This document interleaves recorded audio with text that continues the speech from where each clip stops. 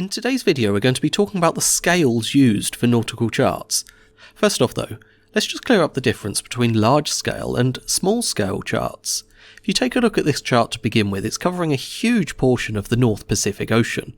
If we zoom in a little closer, we can see that the scale in use is actually 1 to almost 5 million.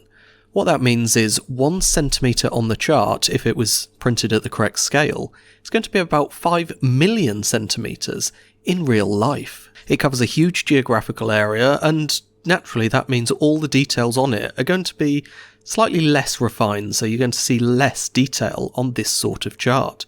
Contrast that with this sort of chart, which is zoomed in an awful lot closer. This one's covering sort of like New York, Newton Creek sort of area, and it's at a scale of 1 to 5,000. You can see for sort of like navigation in the river itself, this kind of scale is going to be far more appropriate. So which one is large scale and which one is small scale? Well, if you take a look at them both, it's not immediately apparent. I mean, the one on the left here, it's covering a large geographical area, which means that it's able to show much fewer details. Contrast that with the one on the right, which is obviously a smaller geographical area showing a lot more detail.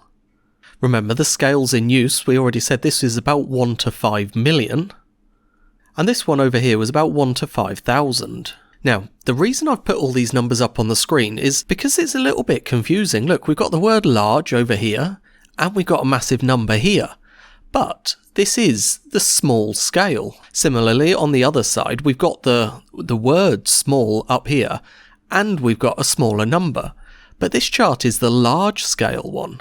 Small scale charts cover a huge geographical area showing fewer details and are great for a general overview, whereas a large scale shows a much smaller geographical area and is good for like intricate fine navigation. The way to really remember it is to think of what size paper you're going to have to print it on.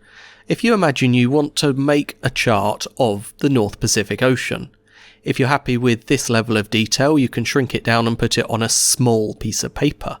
Whereas if you want this kind of level of detail so that you can see everything a lot better, it's a lot more zoomed in, you're going to need a much larger piece of paper to be able to display it the same. So small scale charts are going to be able to show the same geographical area on a smaller piece of paper. Larger scale charts, to show the same geographic area, you're going to need a much larger piece of paper. So, now we've covered all of that, when it comes to navigation, which scales are you actually going to use? You've got berthing charts, harbour charts, approach charts, coastal charts, general charts, and overview, or sometimes called sailing charts. Berthing charts are going to be very large scale, so we're talking greater than about 1 to 5,000. Harbour charts, you're looking at about 1 to 5,000. All the way up to, maybe 1 to 25,000. Approach charts, you're looking at 1 to 25,000, all the way up to 1 to 75,000. Coastal charts, you're looking at 1 to 75,000. All the way up to about 1 to 350,000. General charts is 1 to 350,000, all the way up to about 1 to 1.5 million.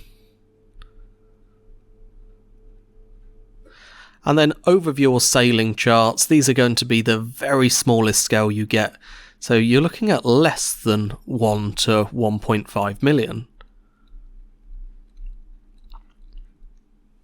So remember we said a minute ago, these ones down here with the largest number, they're actually going to be the smallest scale. And right the way up here at the berthing charts, you're looking at the largest scale. And obviously as the scales are changing, the charts, like the usefulness of the chart, is also going to be changing. So down here at the bottom where we've got the overview or the sailing charts, so you're looking at an entire ocean. It's going to be There's not going to be much detail, so not much detail. It's going to be okay for like plotting a great circle and working out which more detailed charts you're going to want to use, but it's not going to be that great for plotting your position. Up the side you're going to have hundreds or thousands of miles, so it's not going to be very good for actual navigation. The most useful one for actual navigation is going to be like these general ones, and You're going to use those for sailing across an ocean or that kind of thing. The next one in the coastal charts, so these are good for navigating along the coast. You know there's hazards nearby, but you're not going to be too close to the hazards. If you're going much closer or approaching a port or something or getting really close to the hazards, then you're going to want to use one of these approach charts.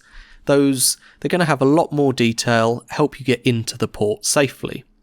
After that, you're going to hit these harbour charts, which are pretty much the largest scale that's going to be produced by a national hydrographic organisation. They're going to let you navigate into a port or up rivers, or they're great for going to anchor or something like that. So they're going to give you a great amount of detail. The final one's right at the very top here, the berthing charts.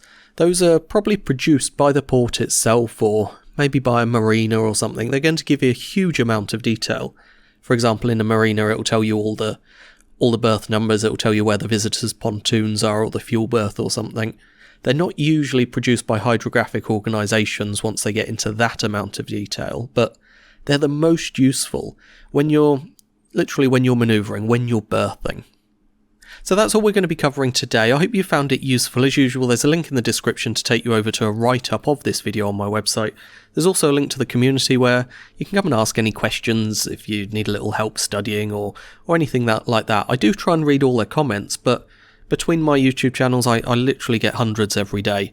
The community just gives an easier way of you interacting with me a lot closer. Anyway, hope you've enjoyed it. Until next time, thank you for watching, and goodbye.